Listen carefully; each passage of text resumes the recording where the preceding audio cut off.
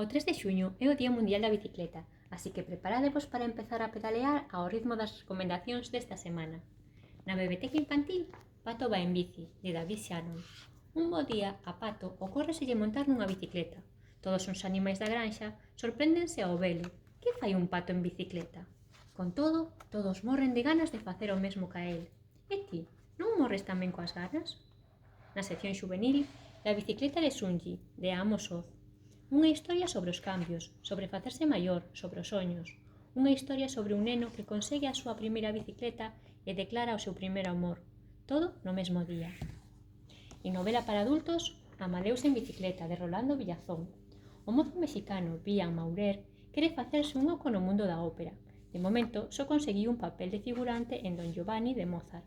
É a historia dun fracaso, pero tamén unha chamada para perseguir os propios soños.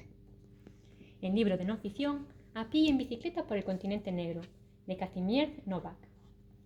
Quen di que a bicicleta só vale para curtas distancias? Neste libro poderemos viaxar por toda África a bordo deste medio de transporte. En el libro de Eiblo da Coruna, No sin mi bicicleta.